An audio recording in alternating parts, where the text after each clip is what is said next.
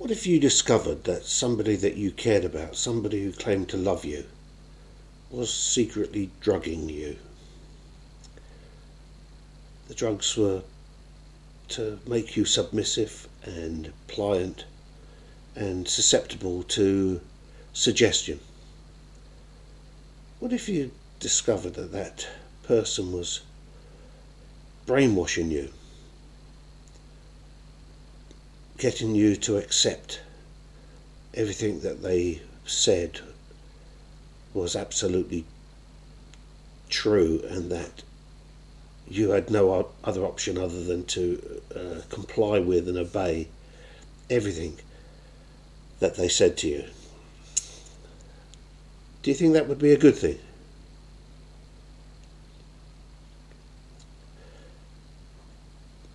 One of the main reasons that I've found for people to reject God is that they say, how can God allow so much suffering in the world? And it is a hard question. The question isn't that hard. You could train a parrot to ask it, but you couldn't train a parrot to give you the answer.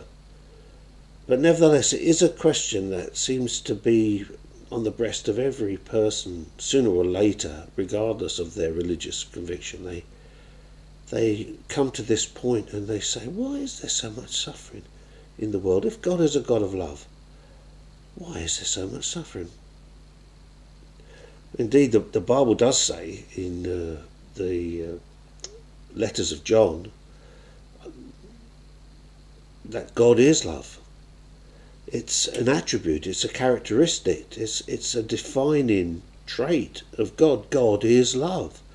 We can only experience love because God is love, in the same way that a fish can swim in water and a bird can fly in air. They are the qualities that allow a bird to fly, is the fact that there is an air, and the fact that fish can swim is because there is water. You can't swim on sand, and you can't fly underwater, I suppose. You'll find some blinking exception to that, wouldn't you? But in any event, my point is that it's only because God is love that we are able to experience love.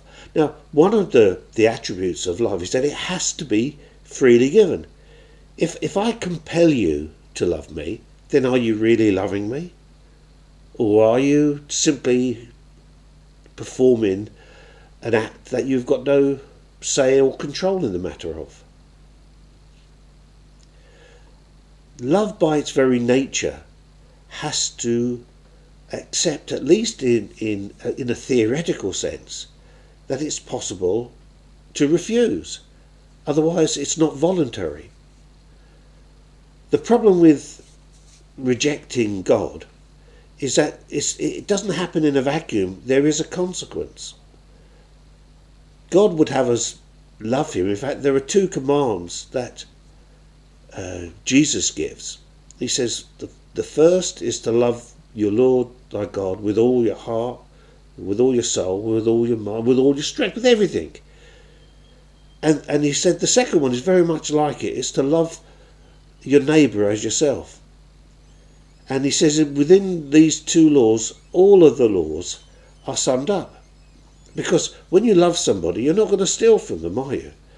When you love somebody, you're not going to lie to them. When you love somebody, you're not going to commit adultery against them. Love is the fulfillment of all the laws. And love has to be voluntary. It cannot be compelled. Otherwise, it's nothing more than a coerced, insincere reaction that can very easily backfire. You see, love is either a voluntary act or it's something that you're compelled to do, in which case it's not love. When you reject the love of God, it's not like there's an emptiness. You fill the emptiness. There's an old maxim that nature abhors a vacuum. And when we force the love of God out of our life, it's replaced with the best substitute that we're able to imagine, which is man's best guess. If we reject God's basic principles, then there is a consequence.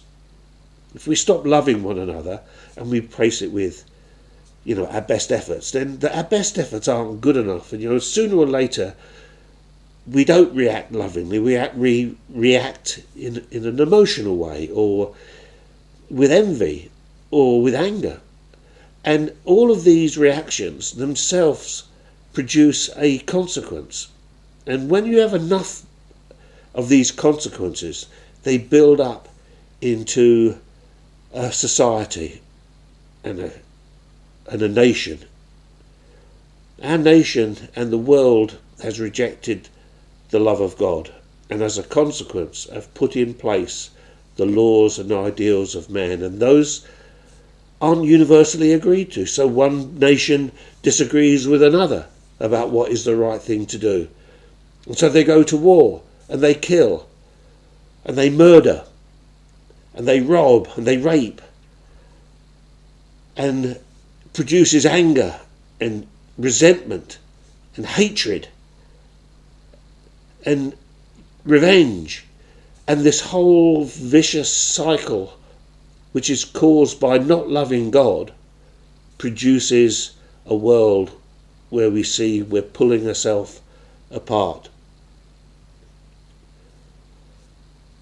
Love is the answer. When you love somebody, you won't do them any harm. But love has to be given and offered voluntarily. It can't be coerced.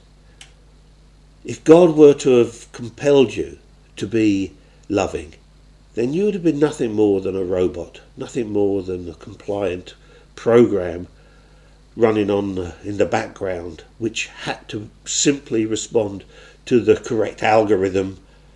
You wouldn't have had free will.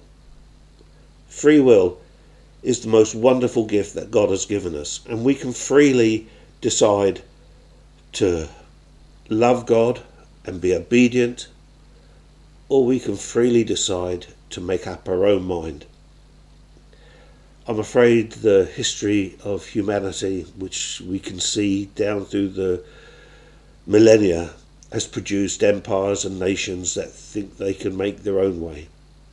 Sooner or later, it ends in disaster.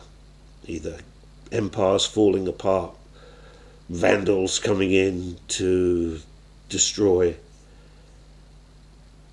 There is only one solution to the world's problems, and not just the world, but you as an individual, and that is to allow the love of God to freely fill your life, and for you to freely respond. And can I just say that love isn't a gushing emotion, a feeling that overwhelms some sense of ecstasy. The word love is a verb, it's a doing word. And so how do you do love? Well, you read this in 1 Corinthians 12, I think it is, where it says, love is gentle, love is kind, love is patient, and read it. All of these things are qualities that we're able to practice, and we can perfect in our own life. Why does God allow suffering? He allows it because of his nature of love. He wants us to love him freely, not because we have to, not because we're compelled to, but because it's the right thing. When you love, you don't sin. I hope that was some help. I found it quite cathartic.